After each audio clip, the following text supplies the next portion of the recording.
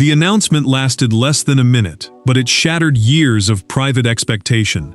Inside a sealed trustees meeting, Camilla learned that Diana's remaining personal estate, every protected heirloom, private collection, sealed keepsake, and legacy possession, had been transferred entirely to Princess Charlotte. Not divided, not shared, not placed under the control of the king's household. Everything had been reserved for the young princess, and Camilla's name was nowhere on the final page. Before we go deeper into what this really means for the royal family, make sure to subscribe so you don't miss a single update. Camilla did not move. She stared at the lead trustee, as though one word had been misread or a page attached to the wrong file. Around her, the Windsor chamber felt colder. The trustees, independent guardians responsible for protecting Diana's private estate, had controlled access to possessions kept outside palace ownership for years. That distinction mattered because these items did not belong to the crown, and the king could not claim them as royal property. The lead trustee repeated the decision without softening it. Diana's entire remaining personal estate had been assigned exclusively to Princess Charlotte. Camilla would receive no ownership, custodial authority, or ceremonial right over the collection. She leaned forward and asked him to read the final clause again. He did. Slowly, clearly, nothing changed. Charles sat beside her in silence. The king did not challenge the wording. His silence struck harder than argument. Camilla turned toward him, searching for surprise, but found only strain. She understood that he had known this outcome was possible. She removed her reading glasses, placed them beside the document, and asked, "How long have you known?" He lowered his eyes and gave no answer. Then the second document was opened. It listed private correspondence, childhood keepsakes, selected jewelry, handwritten reflections, and possessions never entered into any public catalog. The scale of the transfer stunned even Charles. This was not a symbolic gift. It was Diana's protected personal world, carried intact into the next generation. The trustee explained that Charlotte had not been selected simply because she was Diana's granddaughter. A binding legacy instruction, an enforceable direction controlling how the estate must pass, described a royal girl who would preserve Diana's memory without trying to replace her. Charlotte matched that condition. Camilla reached for the document, but the trustee kept one hand upon it. William and Catherine, he revealed, had already been informed. Their response had shifted the balance inside the family before this meeting began. But while Camilla struggled to understand what had been taken from her, William and Catherine were confronting a far more personal question. What would this inheritance place upon their daughter's shoulders? This was never only about jewelry, letters, or objects locked behind palace doors. At the center of the decision stood 3 generations of women, connected by a history none of them had chosen. Diana remained the absent presence. Camilla carried the weight of being compared with her. And Charlotte, still young, had suddenly become the guardian of a legacy powerful enough to reopen wounds across the entire royal family. William read the confirmation twice in a private sitting room, yet the words refused to become ordinary. Princess Charlotte had grown up knowing Diana through photographs, family stories, charitable work, and the careful memories her father shared, without turning sorrow into a burden. Now those memories had become an inheritance, and the prince felt pride rising beside grief. He admitted to Catherine that his mother would never see the granddaughter chosen to protect what she had left behind. Catherine heard the danger beneath his pride. She feared that the estate could turn Charlotte into a symbol before the girl was old enough to understand the battle surrounding her. The Princess of Wales, the title carried by the wife of the direct heir, knew how quickly public affection could become pressure. She closed the folder, took William's hand, and said, "We protect Charlotte first. Everything else comes second." His grief hardened into quiet resolve. Camilla returned to her apartments and found Charles waiting near the fireplace. She had spent years serving beside him, believing duty had finally separated her identity from the marriage that came before. Now Diana's estate had pulled that comparison back into the room. The Queen asked whether he believed the decision was fair. Charles answered that fairness and legacy were not always the same thing, and she heard resignation where she had wanted defense. The king then revealed what the trustees had confirmed in a documented account delivered that morning. Diana's estate had been kept separate from crown property, meaning possessions owned by the monarchy itself. Because the collection remained private, he could not reverse the transfer or absorb it into royal holdings. Camilla looked away, understanding that even his authority ended at that legal boundary. William soon received another sealed notice. Charlotte would not receive unrestricted access immediately. The trustees would introduce the estate gradually, beginning with one personal object chosen to explain why she had been selected. Its identity remained hidden, but the notice warned that it was linked to the moment Diana decided Camilla must never control her private legacy. Both households were left bracing for consequences. To understand why that boundary was made permanent, the family would have to return to one private confrontation that became the point of no return. Years before the trustees delivered their verdict, one private royal reception created the condition that would eventually decide everything. It was not a public scandal, nor a confrontation witnessed by cameras. It unfolded quietly inside Windsor, after the guests had departed and the music had stopped. A single request was made. A boundary was crossed. And from that night forward, Diana's remaining estate was protected from anyone who might reshape her memory. The answer lay inside a forgotten evening. After Diana's death, her possessions had been separated into legal and family categories, with some objects preserved privately, instead of entering royal collections used for exhibitions, ceremonies, and official display. That separation mattered because private ownership protected her letters, jewelry, and keepsakes from whichever household held power. Camilla's rising public role changed the pressure around those objects. Palace advisors began discussing one central conservation system, meaning a single office that would store, protect, and approve sensitive royal possessions. During the fictional Windsor legacy reception, the Queen approached the senior estate custodian after the guests had left.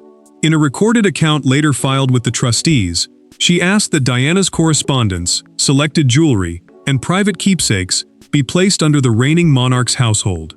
William returned for a forgotten speech folder and heard the final words. He entered, closed the door, and asked why his mother's belongings required Camilla's supervision. The prince's voice remained controlled, but his anger was unmistakable. She insisted that she wanted historical order, not possession. He replied that Diana's memory had already suffered from too many people deciding how it should be presented. Charles arrived moments later and found both of them refusing to yield. The king tried to calm the exchange, but he supported neither side. He asked them to postpone the discussion, hoping time would soften it. Instead, his hesitation convinced William that silence could become consent.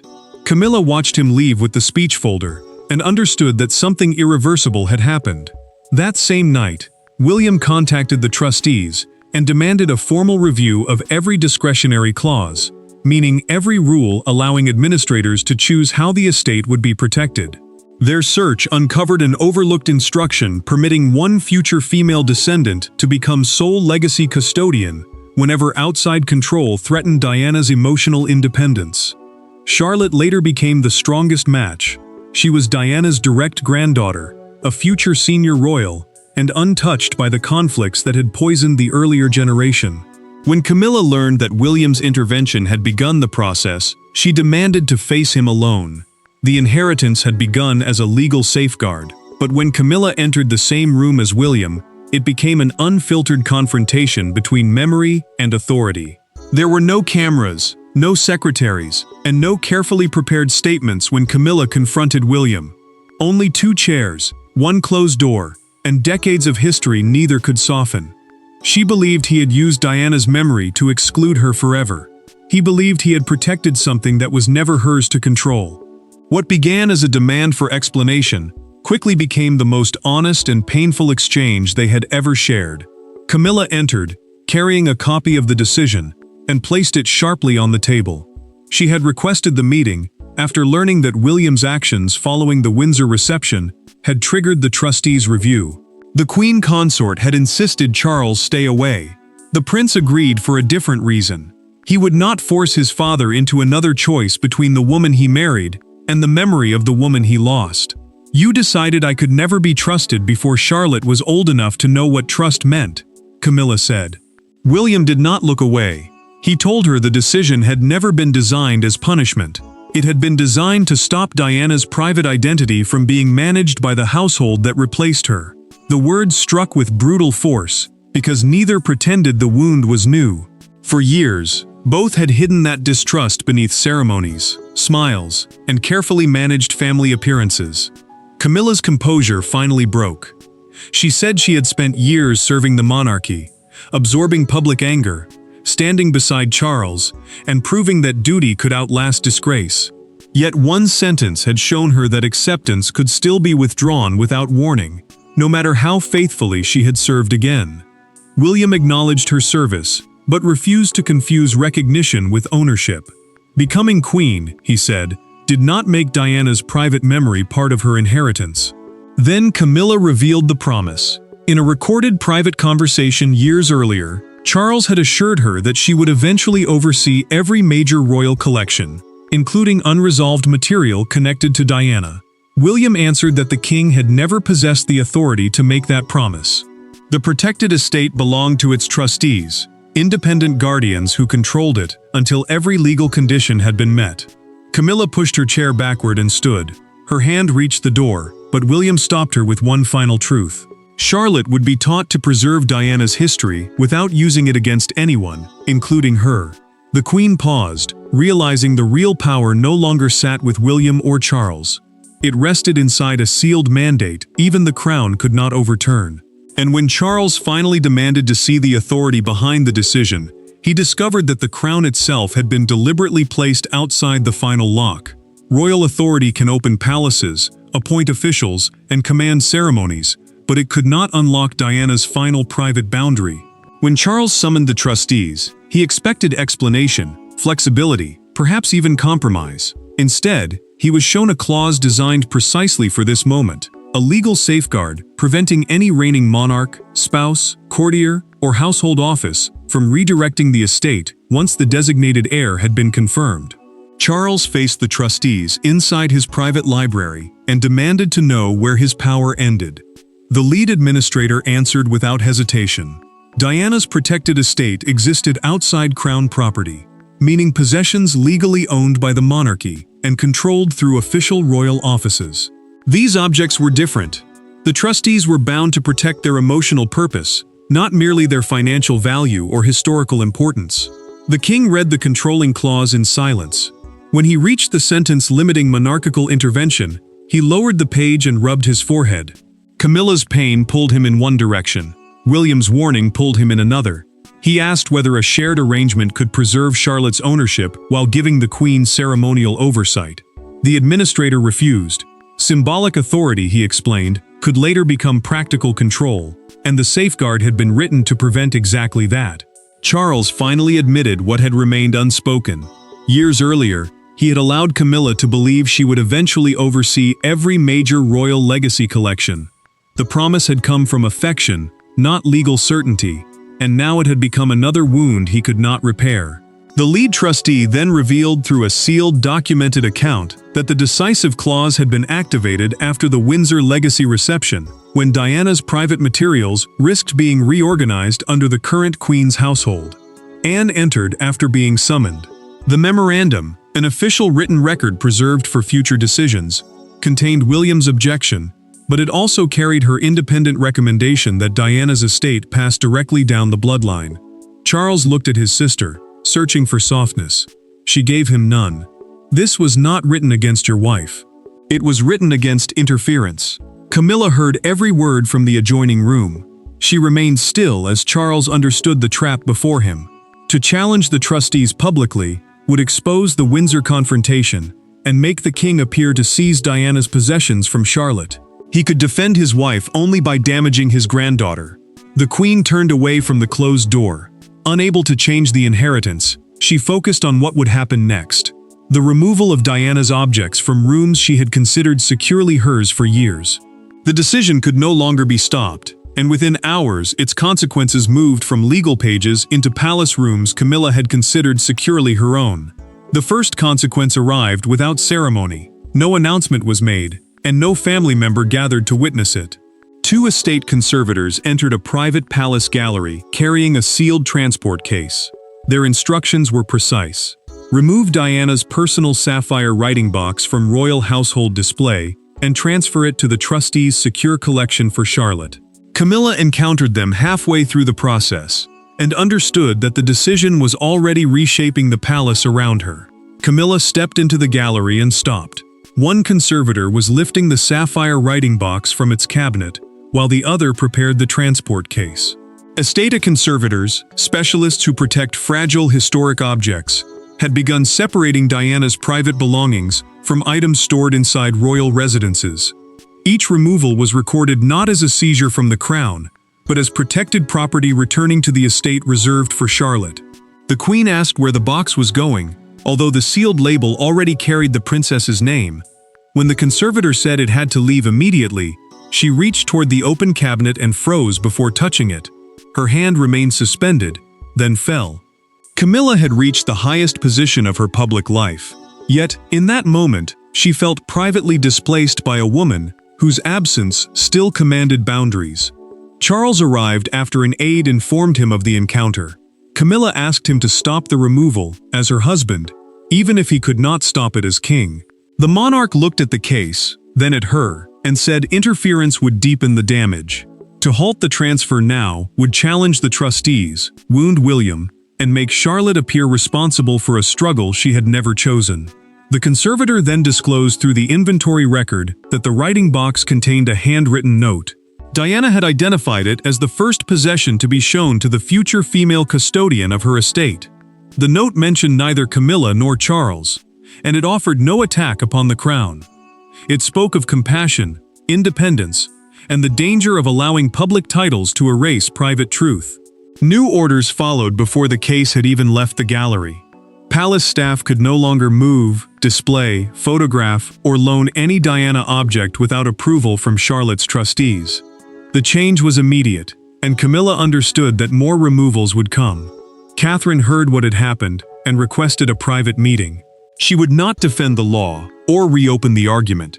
She wanted to stop the inheritance from becoming a permanent wound between Charlotte and her grandmother. With the palace already changing around them, Catherine chose to enter the one conversation everyone else feared, and she did so without a lawyer, advisor, or prepared defense. Catherine did not enter Camilla's sitting room as the Princess of Wales defending her daughter's inheritance. She entered as a mother who understood how easily adults could turn a child into the center of an old war. With no aides present, she closed the door, sat opposite the Queen, and spoke with a calmness more disarming than anger. The estate would remain Charlotte's, but its meaning did not have to become revenge. Catherine poured the tea herself and left every official folder unopened. She had requested the meeting after learning that Camilla had watched Diana's writing box being removed and had felt humiliated by the process. The Princess of Wales, a title carried by the wife of the direct heir, had refused suggestions that Anne, William, or Charles should attend. She believed royal voices would turn honesty into another negotiation. Camilla watched the cup fill, but did not touch it. She admitted that losing authority was not the deepest wound. What devastated her was the belief that one part of the family would always see her as an intruder, no matter how many years she served beside the king for many years. The Queen Consort said the estate had confirmed what public acceptance never could erase. Diana's memory still stood between her and complete belonging. Catherine answered without cruelty. She said inheritance could not rewrite history, but history should not be used to deny Camilla the relationship she had built in the present. Charlotte would never be taught to treat the collection as evidence against her. Diana's possessions would remain family memory, not weapons carried into another generation. Then Catherine revealed the first object. In a documented notice from the trustees, the sapphire writing box had been chosen for Charlotte, along with Diana's handwritten instruction about preserving truth without cruelty. Camilla asked whether the girl would one day decide how certain objects were displayed. Catherine said yes, but only after her daughter understood the people, pain, and consequences behind them. Camilla slowly removed her royal brooch and placed it beside the untouched folders. The gesture stripped the conversation of rank. "Then let her inherit without inheriting our bitterness," she said. Catherine reached across the table, and for the first time since the decision, the Queen allowed herself to believe the estate might not become a sentence against her. Their agreement changed the palace response, but it came too late to contain the story. Outside the gates, Diana's name was already dominating broadcasts, and Charlotte had become the center of a national argument she did not yet understand. Inside the palace, the conflict had finally softened. Outside it, one front page transformed a private inheritance into a public reckoning. By sunrise, the inheritance was no longer confined to trustee files or palace conversations. It belonged to the public imagination. Diana's name dominated broadcasts. Charlotte's photograph appeared across newspaper stands, and Camilla's devastated reaction became the emotional center of the story.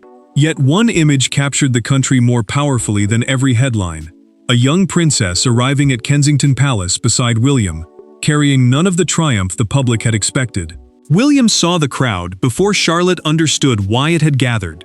Palace communications had confirmed only the essential facts. Diana's protected personal estate belonged to the young princess and would remain under trustee supervision until she reached the required age. Crown assets, property owned and managed by the monarchy, were not involved, and neither royal titles nor constitutional authority had changed. A newspaper front page gave the story its unforgettable symbol. Beneath a photograph of Charlotte, beside a faded image of Diana, the headline read, "Her grandmother's keeper." Copies rose above the crowd outside Kensington Palace as people pressed toward the gates. White roses appeared beside handwritten messages, asking the girl to protect her grandmother's compassion without being forced to imitate her life. William watched the coverage with growing discomfort. A national broadcaster described the transfer as a legacy passing around the crown rather than through it, words that made Diana's memory sound like a public office. When commentators began calling Charlotte her grandmother's replacement, the prince switched off the television. His daughter was inheriting private history, not an identity chosen for her by strangers. Camilla heard the arguments spreading beyond the palace. Her supporters called the decision a humiliation for a serving queen, while others insisted Diana's most personal belongings had never been hers to expect. The queen refused to answer through competing statements. Instead, she approved Catherine's proposal for one united family message, affirming Charlotte's inheritance, while demanding that the public protect her childhood. Then the palace released one carefully chosen detail. Charlotte's first inheritance would be the sapphire writing box, containing guidance about truth, kindness, and personal independence. The disclosure deepened the emotion outside the gates. It also explained why the collection mattered. These objects carried personal lessons, and placing them with Charlotte protected both Diana's voice and her granddaughter's freedom from palace control forever. Charlotte looked toward the flowers and asked William why strangers had left them. He knelt beside her and explained that people had loved someone she never had the chance to meet. She took his hand, suddenly quieter. The world had delivered its judgment loudly, but the monarchy's final verdict would be expressed in a quieter act, one that determined whether Diana's legacy would divide the family or finally instruct it. In the end, there was no legal reversal, no secret compromise, and no last-minute redistribution. Diana's remaining estate belonged entirely to Charlotte, exactly as the trustees had confirmed. But the deepest consequence was not measured by ownership. It was revealed in how the family chose to respond. Camilla could not possess the legacy. William could not imprison it inside grief. And Charlotte could not be asked to repair a history created before she was born. Charlotte faced the sapphire writing box at a gathering inside Kensington Palace and did not reach for it. The trustees had issued their certificate, an official document confirming her as the sole beneficiary and future custodian of Diana's protected estate. William remained beside his daughter, while Catherine explained that the box had belonged to the grandmother who loved her family fiercely.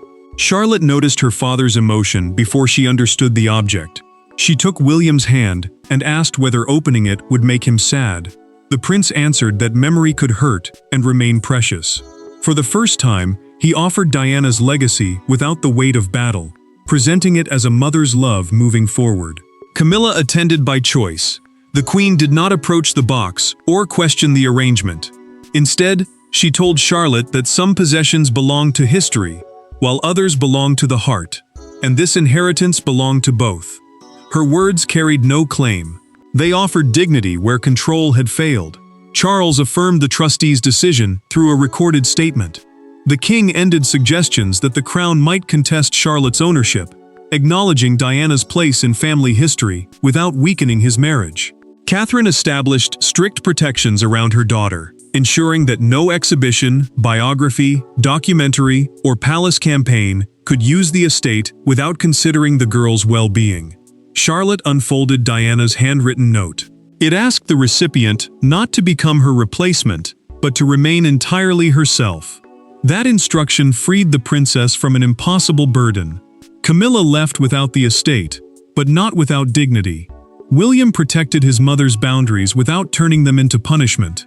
Charles accepted that love could never create ownership over another person's memory. Charlotte inherited every protected object, yet the monarchy inherited the greater lesson.